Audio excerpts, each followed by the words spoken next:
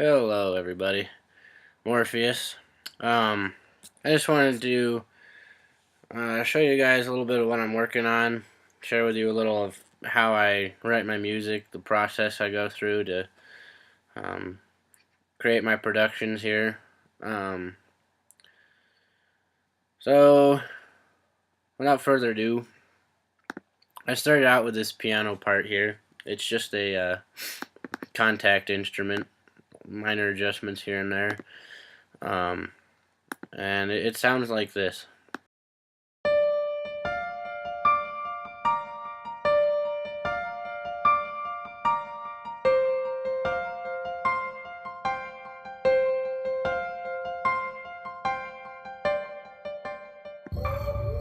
And that was kind of my starting point. Well, it was my starting point. This is what created the theme, if you will, for this whole track.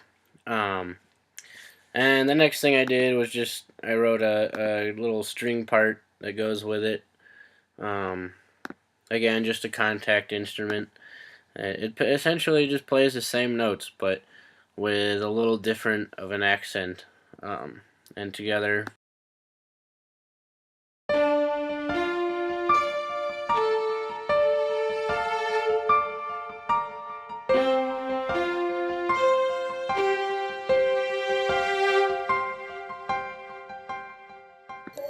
And that, coupled with this other string part here, just kind of became the introduction. And I bounced this piano part out into audio and sliced it up and reversed it and whatnot here and there. And that's this thing here. And I like to do that a lot with in my music. Is I record something in I record something in MIDI, and I bounce it out to audio, and that gives me the opportunity to play with the sound a little more and slice it up and reverse it and stretch it out and warp it different ways. And um so once I had the string part and this piano thing going, I could hear the drums in my head, kind of the next step, and I just wrote them all in audio in this track.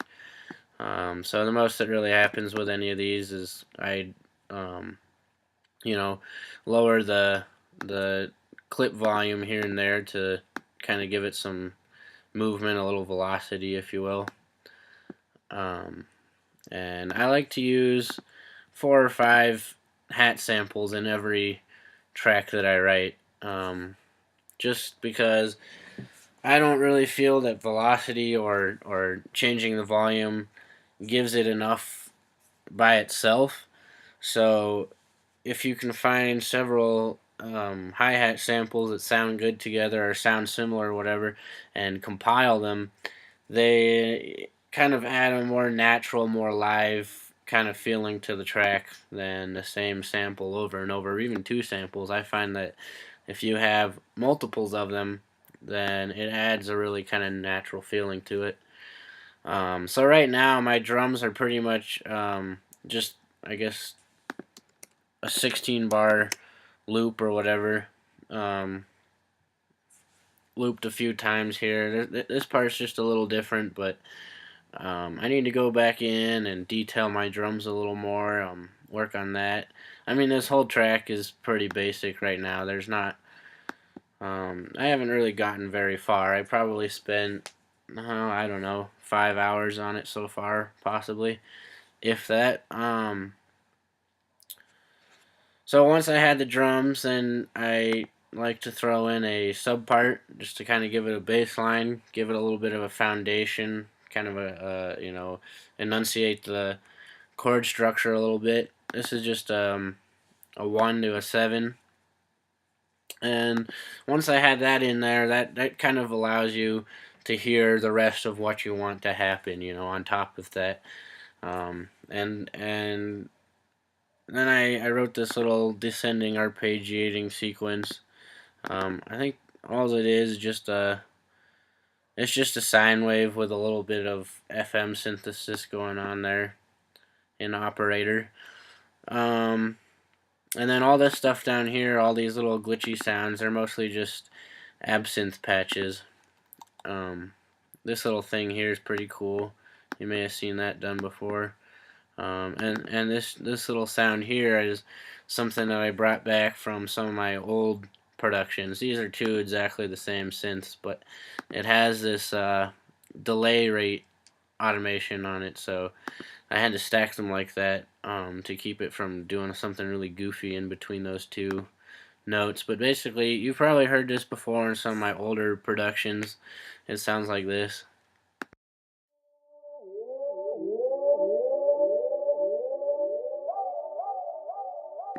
I really like that sound.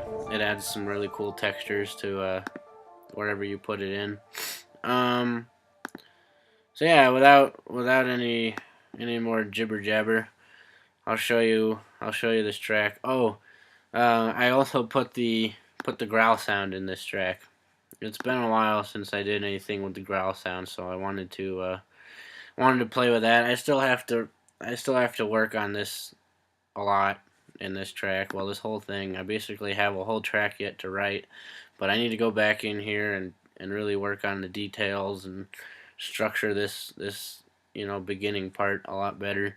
But I just wanted to share with you guys kind of the progression of how my music is written. Um, oh, and before I play it for you, two things. First of all, I'm recording this with ScreenFlow, and I've found in the past that ScreenFlow has a tendency to clip a little bit when you play music through the master in Ableton. So you might get some of that, and also if you're not listening to this on headphones or on somewhat decent speakers, and it's not even really worth it, because most of what happens in this section is all under 120 hertz, and there's a good chance, almost definitely, that your computer speakers or phone speaker or whatever won't pick up anything below 100 hertz.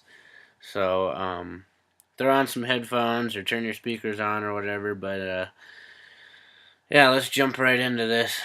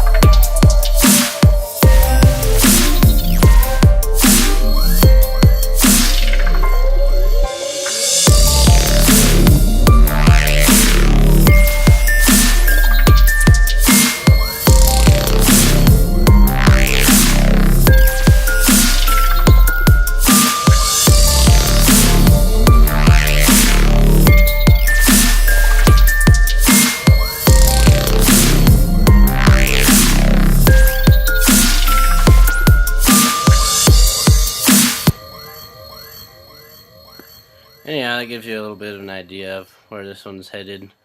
Um, pretty satisfied with the kind of foundation of what's going on here. Anyhow, just wanted to share that with you guys. Have a good weekend, folks. Peace.